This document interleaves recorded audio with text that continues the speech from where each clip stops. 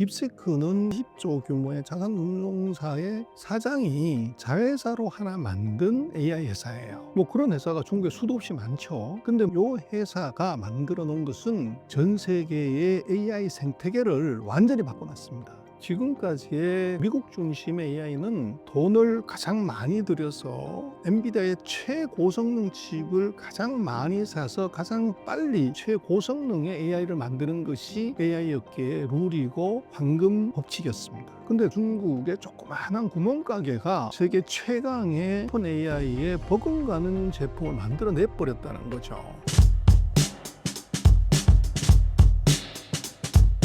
서방의 인정을 받지 못한다면 중국은 수출길이 막히지 않나요?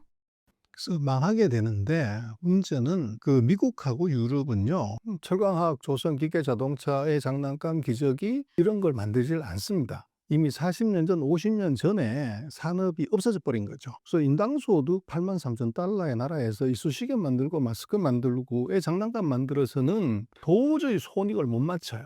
그래서 전통 제조업은 이미 선진국에서 완전히 사라졌기 때문에 그 대안이 없어서 이제 아시아하고 중국에서 사고 있고, 그래서 그러면 서방 선진국은 뭘 했냐면 첨단 기술, 첨단 산업, 첨단 제품에서 우위를 이제 가져서 그걸 팔아서 이 중저가 이제 일상용품을 썼는데, 문제는 중국이 여기서 돈을 벌어서 선진국이 하고 있는 똑같은 아이템을 지금 같이 하고 있다는 거죠. 그래서 이제 이게 지금 문제가 되는데, 문제는 그 제품들의 원가가 가격이 선진국보다 훨씬 싸다는 거예요.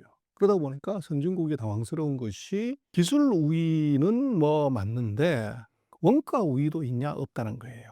그래서 이제 미국이 저 난리를 치는 이유도 바로 실제적으로는 가만 내버려뒀을 때 원가 우위까지 장악을 해버리면 첨단 제품에 있어서도 시장 잠식이 불가피해요. 그래서 지금 같은 경우는 또 하나 우리가 이제 오해하면 안 되는 것이, 지금 첨단 제품의 최대 시장이 미국이 아니라는 거예요.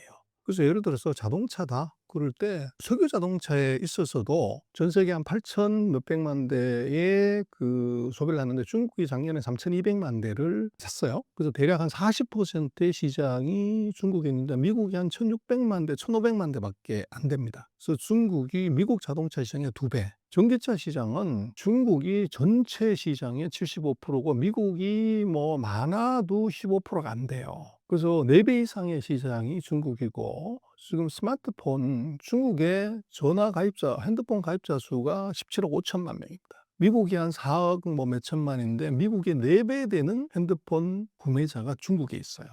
노트북 마찬가지고 디지털 TV 마찬가지고 지금 세계 최대의 생산자이자 소비자가 바로 중국이에요. 그래서 지금 미국하고 중국이 아까 관세 전쟁을 한다고 얘기를 했지만, 왜 미국이 이것을 중국을 단칼에 못 죽이냐 그러면, 지금 중국 전체 수출에서 미국이 차지하는 비중이 15%밖에 되지 않습니다. 나머지 85%가 20% 늘어버리면 미국 수출이 0이 되더라도 중국이 멀쩡하게 있는 거죠. 그래서 이게 하나 있고, 전 세계의 지금 수입 시장, 여기서 미국 점유율이 지금 13%밖에 되지 않습니다. 87%는 미국 이외의 나라라는 거죠. 그러다 보니까 미국이 자기가 브로킹을 한다고 하더라도 다른 국가들이 미국의 6배 정도 더 큰 시장이 있어요. 그래서 미국이 브로킹하고 관세 때리고 하는데도 중국은 이제 겁없이 뭐 네 맘대로 하세요? 대답도 안 하고 있는 데는 바로 이미 기술은 시장을 이길 수가 없습니다. 그래서 시장을 장악하고 있는 것이 더 이상 지금 미국이 아니라는 데 문제가 있고, 그래서 지금 뭐 미중의 여러 가지 이제 얘기를 하지만 제가 볼 때는 그 코로나 이전 이후, AI 이전 이후 상황은 완전히 다른 이제 시나리오 스토리인데, 이것을 그 이전 스토리의 연장선상에서 지금을 보고 있으면 중국은 벌써 망해서 집에 가야 됩니다. 근데 문제는 만약에 그렇다고 하면 미국이 저렇게 나서도 바이든 정부 때도 엄청난 규제 통제를 했었고, 트럼프 정부에서는 거의 정말로 올인하다시피 규제를 해야 될 이유가 있을까요? 그 얘기는 1기 트럼프보다도 2기 트럼프 때 중국이 더 강해졌고, 지금 그 바이든 때 2기 트럼프 정부가 바이든 정부보다도 중국이 더 세질 가능성이 있다고 보기 때문에 그렇다는 거죠. 그래서 그것을 우리는 중국이 믿고 우리한테 섭섭한 짓을 많이 했기 때문에 그 중국의 리스크 팩터를 우리가 주로 보죠. 그렇게 가면은 제가 볼 때는 한국이 중국을 바라보는 시각은 많은 편향이 있어요. 그래서 그 사이에 중국이 우리한테 잘못한 것 이것 때문에 그런 건데 그렇게만 보면 틀립니다. 그래서 제가 볼 때는 중국이 어떤 상태냐 어떤 실력이냐는 것은 미국의 눈으로 봐야 됩니다. 그래서 미국이 내수가 망했고 지방정부 때문에 망했고 부동산 때문에 망했고 뭐 부정부패 때문에 망했다고 하면 지금 최근 이제 2018년 이후에 7년 동안 저렇게 규제하고 강화하고 통제하고 막아야 될 이유가 없죠. 근데 그 강도가 점점 세진다는 것은 중국의 힘이 그렇게 커졌다는 것이고 미국이 그런 정도로 본다고 하면 우리는 중국을 어떻게 봐야 되냐? 우리는 중국의 사이즈로 보면 10분의 1 정도밖에 되지 않는 작은 나라에 불과해요. 그럼 우리는 중국에 대한 경각심 이것을 미국의 10배 정도를 사실은 더 가지고서 봐도 이게 뭐 과장이 아닌데 우리는 뭐 중국 알기를 우습게 알죠. 그리고 중국의 부정적인 측면을 너무 많이 이제 부각시켜서 보다가 보니까 중국은 곧 끝날 나라, 피 그친 나라, 망한 나라로 이제 오인을 하게 되는 것이죠. 그래서 그게 지금 미중의 전쟁의 과정에서 이미 답이 나와 있는데도 우리는 그것을 이제 정확하게 인식을 안 하는 것이 그게 조금 문제라고 볼 수 있습니다. 중국의 강력한 투자는 글로벌 반도체 시장에 어떤 영향을 미칠까요? 그래서 이제 이번에 딥시크 모멘텀이 드디어 등장한 것 같아요. 딥시크는 여의도 우리로 치면은 거기에 자산운용사 한 20조 규모의 자산운용사의 사장이 자회사로 하나 만든 AI 회사예요. 뭐 그런 회사가 중국에 수도 없이 많죠. 근데 문제는 요 회사가 만들어 놓은 것은 전 세계의 AI 생태계를 완전히 바꿔놨습니다. 그래서 지금까지의 그 미국 중심의 AI는 돈을 가장 많이 들여서 엔비디아의 최고성능 칩을 가장 많이 사서 가장 빨리 최고성능의 AI를 만드는 것이 AI 업계의 룰이고 교과서였고 황금 법칙이었습니다. 근데 그런 첨단 칩을 살 수 없는 중국의 조그마한 구멍가게가 세계 최강의 AI 회사인 오픈 AI에 버금가는 제품을 만들어 내버렸다는 거죠.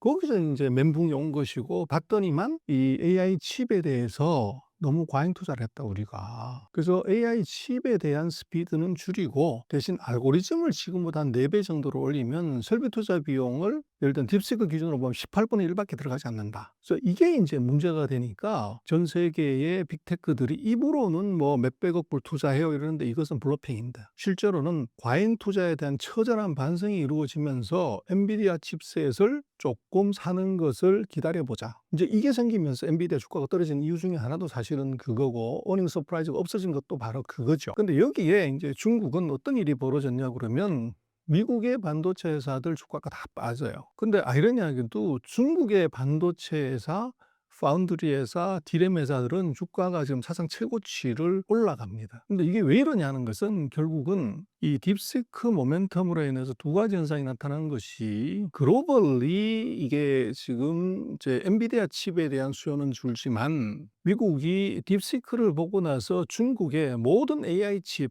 관련되는 칩을 다 수출 금지하는 쪽으로 가다 보니까 중국이 제품의 국산화를 이거를 목숨 걸고 하는 게 하나 있고 두 번째는 이 딥시크는 이거 오픈 소스입니다. 예를 들어서 오픈 AI는 이름만 오픈이지 자기네 기술을 완전 이제 그 클로즈드 봉쇄를 해서 자기만 알고 있는 건데 딥시크는 자기네 알고리즘을 어떻게 만드는지를 다 공개해서 누구나 퍼다가 제2, 제3의 딥시크를 만들 수 있게 만들었어요. 그러다 보니까 딥시크가 기커브에 올리고 나서 그 R1 모델이 일주일 만에 3,000개 이상의 모방 모델이 나왔어요. 근데 이게 뭐 하루에도 몇백 개씩 계속해서 커피를 하는 바람에 중국은 값싼 AI의 홍수 시대가 열렸고, 근데 뭐 값싸든 비싸든 간에 이게 AI 칩이 필요하게 되죠. 그러다 보니까 AI 칩의 수요가 폭발적으로 늘어나게 되는데 그걸 딥시크를 봤더니 예를 들어서 챗GPT의 최고성능 칩이 아닌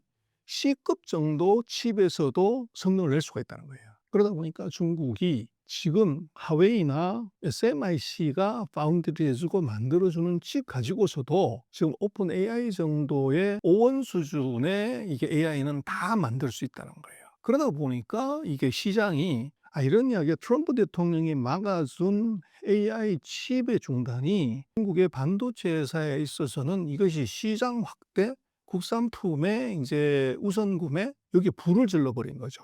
근데 그 사이에 얘들의 기술이 정말로 쓸 수 없는 칩이 아니라 이제는 예를 들어서 H100 수준의 이 가격은 그것의 뭐 5분의 1, 3분의 1 밖에 안 되는데 성능은 그것의 80-90%까지 올라온, 예를 들어서 지금 910D 같은 경우는 H100 수준의 성능을 낼 수 있다는 거예요.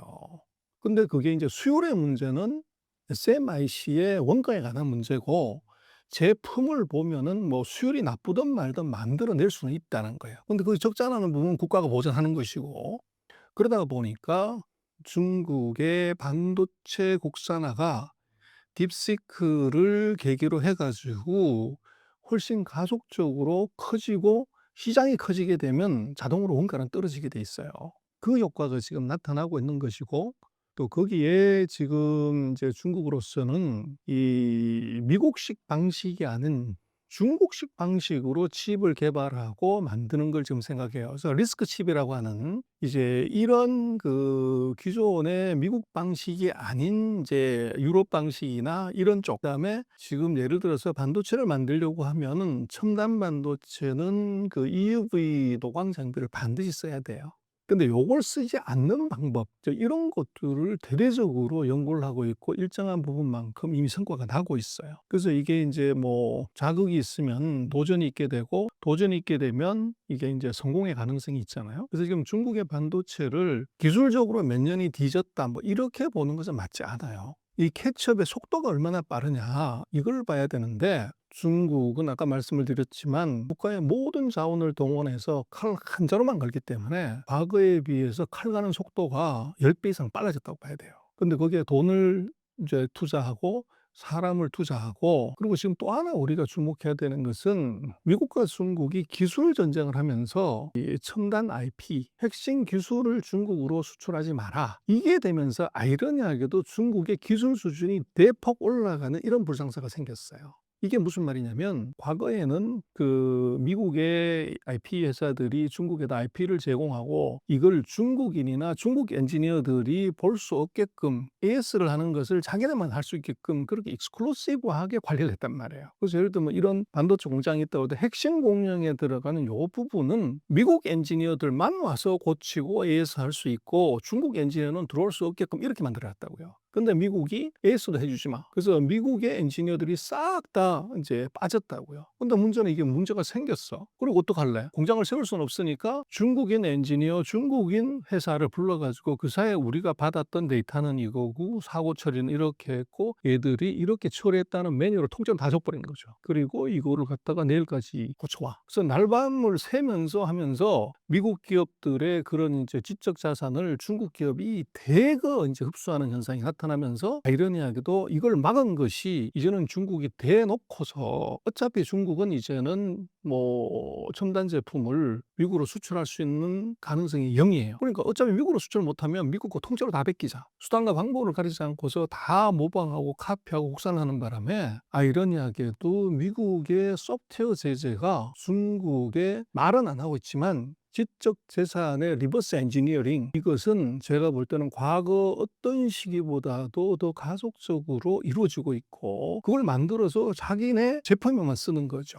그러다 보니까 이게 쑥쑥쑥쑥 올라가는 게 보여지고, 거기서 무서운 것은 베낀 거, 훔친 것에서 그치는 게 아니라 거기서 플러스 1을 하게 됩니다. 하다가 보니까 노하우가 생기는 거예요. 그럼 이것들은 어떠냐? 그때는 메이드 인 차이나라고 이름 붙여가지고 팔 수도 있고, 그리고 제소가 들어왔을 때도 아니야 우리 경로가 이렇게 바뀌었어 이거하고 이렇게 달라 이렇게 얘기를 할 수 있는 단계가 온 거죠. 그래서 지금 아이러니하게도 중국은 뭐 사회주의권은 창의성이 없는 나라다. 그래서 창의성의 지옥이기 때문에 절대 미국은 서방 세계를 따라올 수 없다고 하는 게 이제 서방 세계 일반적인 생각, 저는 그렇게 보지 않습니다. 중국이 아이러니하게도 지금 창의성의 나라다. 첫 번째는 왜 창의성이냐면 중국 인구가 14억이기 때문에, 14억이라면 미국 인구 3억 2천, 일본 인구 뭐 1억 몇천, 유럽 인구 6억을 합친 것보다 더 큰 인구예요. 여기서 살아남으려면 미국, 일본, 유럽이 서로 박터지게 경쟁하는 것만큼의 경쟁이 중국 안에서 있습니다. 그러다 보니까 그 내부 경쟁이 창의성을 만들어내게 되고, 두 번째는 글로벌 기업과의 경쟁이에요. 지금 포춘 500대 기업 중에서 중국에 안 들어간 기업이 없습니다. 근데 포춘 500대 기업은 세계 최강인데 걔들하고 붙어서 살아남으려면 걔들이 안 하는 걸 해야만이 살아남을 수 있잖아요. 포춘 500대 기업들과의 경쟁에서 창의성이 나와요. 그리고 세 번째는 뭐냐면 분노 게이지의 상승이 창의성을 만듭니다. 그래서 미국이 모든 것을 다 막아버리니까 이제 열을 받는 거죠. 그래서 미국을 한번 뛰어넘어 보자. 그래서 미국이 했던 것하고 다른 방식으로 개발을 해보자 하는 것이 이게 지금 중국의 창의성을 만듭니다. 그리고 또 하나는 돈 주면 창의성이 나와요. 그래서 정부가 무지막지한 돈을 주기 때문에 그 돈을 따먹으려고 하다가 보면은 세상에 없는 기술을 만들어 첨단 기술을 만들어야 정부 보조금을 받을 수 있어요. 그러다 보니까 기존에 있는 다른 모든 나라의 기술을 갖다가 리뷰를 하고 다른 경로를 이거를 이제 찾는 노력을 하는 거죠. 근데 과거에는 감히 중국이 우리가 미국의 뭐 첨단 기술, 예를 들면 네덜란드의 EUV 장비를 우리가 만들어 전 세계에서 네덜란드의 반도체 리소그라피 장비를 국산화하겠다는 나라는요, 중국밖에 없어요. 미국도 감히 그런 생각 안 하고 한국은 뭐 대만은 아무 생각이 없는데 중국은 그걸 국산화를 들어간다는 거예요. 그래서 그런 이제 네 가지 측면으로 놓고 보면 중국의 이 창의성을 그냥 우리가 과거에 봐왔던 이 자본주의 시장 경제는 창의성의 천국이고 사회주의 이제 공유 경제는 창의성의 지옥이라고 하는 것은 이미 딥시크가 답을 줬어요. 그건 이제 잘못 보면 큰일 난다. 그렇게 생각할 수 있을 것 같아요.